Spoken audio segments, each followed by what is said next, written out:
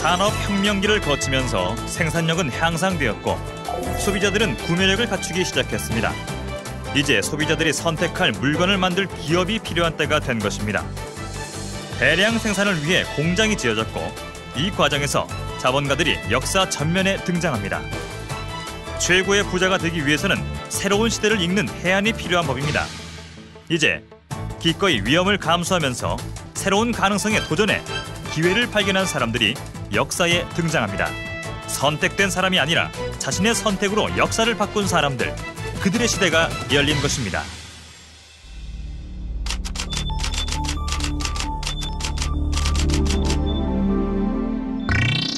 (1901년) 카네기는 철강 사업 모두를 JP 모건이 책임지고 있던 기업 연합에 4억 8천만 달러를 받고 매각했습니다.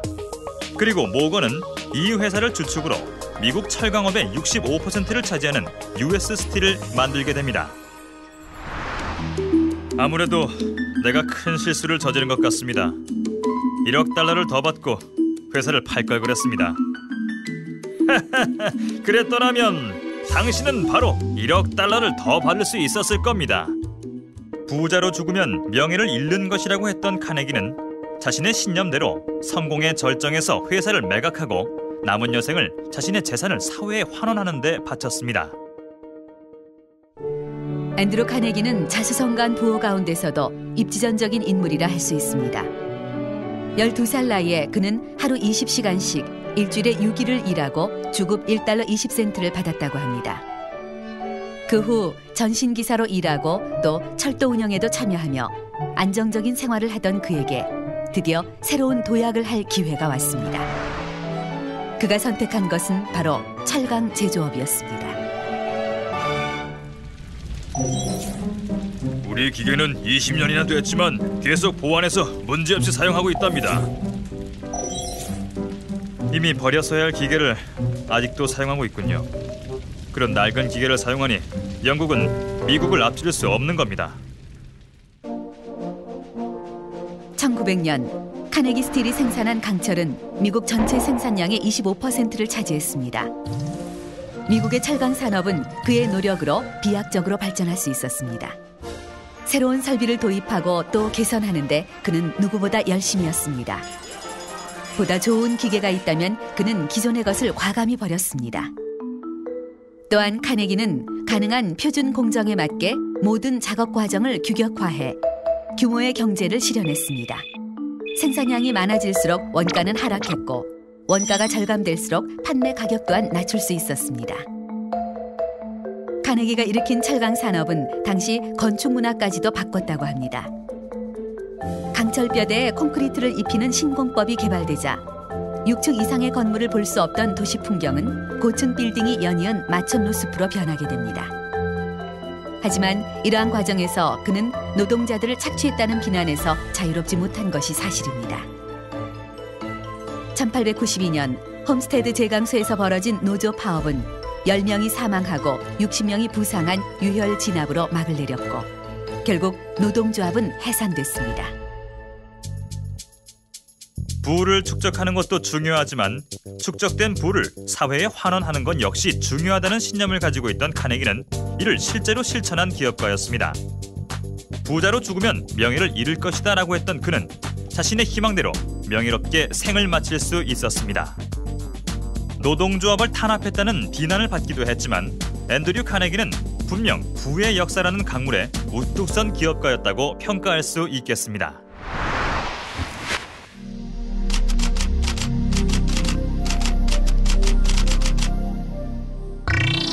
록펠러에 대한 평가는 매우 상반됩니다. 평범한 집안에서 태어나 자신의 힘으로 대기업을 일군 천재 경영자의 모습과 독점과 협박, 노조에 대한 탄압으로 얼룩진 비정한 자본가의 모습이 그렇습니다. 어쨌든 록펠러는 자신에게 온 기회를 놓치지 않았고 온 힘을 다해 기회를 잡았습니다. 결국 그는 세계에서 가장 부유한 사람이 되었습니다. 록펠러에게 이러한 기회를 준 것은 바로 석유였습니다. 등불이 밝으면 밤에 아이들이 책 읽기에 좋습니다. 록펠러가 석유 사업을 시작할 당시 석유는 자동차 연료나 플라스틱 생산 원료, 아스팔트 포장 재료로 이용할 수 있던 시대가 아니었습니다. 모두 시간이 한참 흐른 후에나 가능한 일이었던 겁니다. 그렇다면 당시 석유는 주로 어디에 쓰였을까요? 그렇습니다.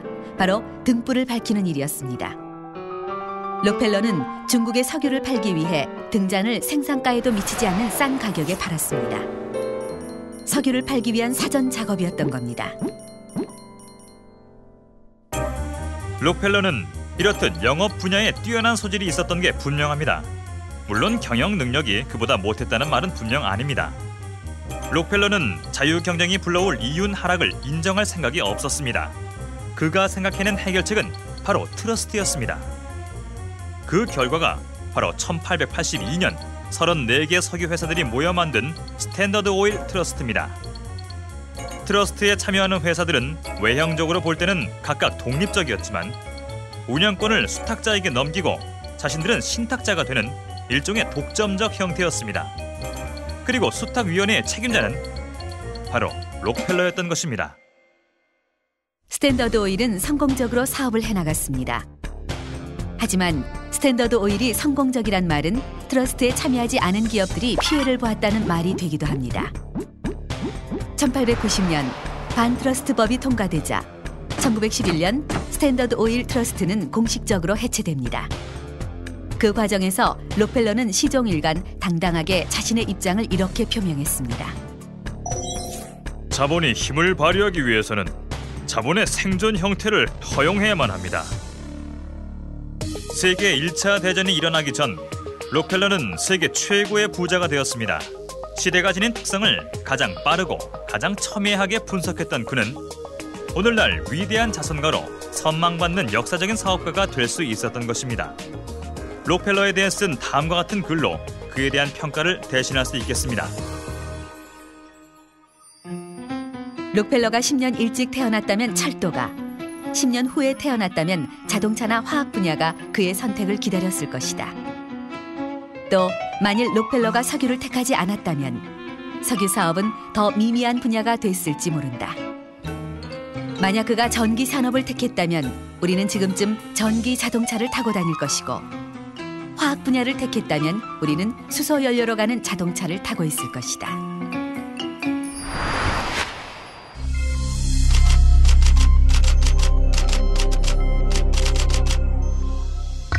미국의 경제 전문지 포춘에서는 20세기 기업가를 선정한 일이 있었습니다. 과연 누가 선정됐을까요? 그렇습니다. 포드 자동차의 헨리 포드였습니다. 포드는 사실 최고의 부자는 아니었습니다. 자동차를 발명한 것도 또 대량 생산 방식을 처음으로 만들어낸 사람도 아니었습니다. 하지만 그는 새로운 경영 철학을 제시하고 새로운 시스템을 창출한 사람이었습니다. 우리는 대중을 위한 자동차를 만들겠습니다. 쉽게 운전하고 정비할 수 있는 자동차를 말입니다. 우리가 가진 기술을 총동원하여 단순하면서도 최고의 성능을 가진 차를 만들겠습니다. 월급을 받는 사람이라면 누구라도 구입할 수 있을 만큼 싼 가격으로 판매할 것입니다. 포드는 전 국민을 상대로 자동차를 판매하는 것이 성공할 수 있는 길이라고 생각했습니다. 그 결과물이 바로 한 가지 색상의 한 가지 모델 T형 포드였습니다. 다른 자동차에 비해 값이 싼 포드 자동차는 인기리에 팔려나갔고, 생산량이 폭증하자 공장에선 당연히 설비나 인력 등 문제가 발생하게 됩니다. 포드는 이 문제를 생산 공정을 단순화하는 방법과 합리화로 해결했습니다. 오직 한 가지 모델만을 생산함으로써 생산 공정은 표준화됐고, 여기에 테일러가 수립했던 과학적 관리 기법을 도입하여 노동자가 단 한순간도 업무에 불필요한 동작을 하지 않게 하고, 또 작업장에 불필요한 공간이 없도록 모든 것이 최고의 효율성을 발휘할 수 있도록 만들었습니다. 포드의 생산 방식과 경영 철학은 그의 자동차처럼 세계로 퍼져나갔고, 컨베이어 벨트에 의한 생산, 과학적 관리 기법, 5%가 아닌 95%를 상대로 하는 소품종 대량 생산은 현대 자본주의의 주요 테마로 자리 잡았습니다. 학자들은 이것을 포디즘이라고 불렀습니다. 그가 우리에게 도움을 준 건지 아니면 고통을 준 건지 알려면 100년은 필요할 겁니다. 하지만 이것만은 분명합니다. 그로 인해 우리는 완전히 다른 삶을 살게 됐다는 것 말입니다. 포드는 자동차도 컨베이어 벨트도 과학적 관리 기법도 처음으로 만들지는 않았습니다. 하지만 그 모든 것을 하나로 묶어 새로운 시대를 만들어냈습니다. 물론 유대인에게 가졌던 반감이나 오로지 효율성만을 우선시하는 경영 철학으로 인해 그에 대한 부정적인 평가가 엇갈리기도 합니다만, 한 가지 분명한 사실은 그는 소비 시대에 맞는 경영 철학을 가진 20세기적인 기업가였다는 것입니다.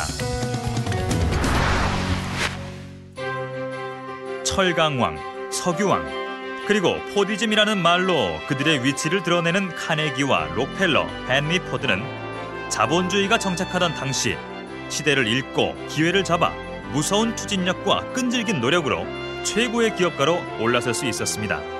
물론 그 과정에서 노동자들을 착취하고 자신의 이윤을 위해 냉혹한 자본가의 모습을 적나라하게 보여주기도 했습니다. 하지만 이들의 노력으로 경제력은 증대되었고 사람들은 생활의 편리함과 함께 물질적인 풍요라는 혜택을 누리게 되었습니다. 비록 부작용이 없었던 건 아니지만 말입니다.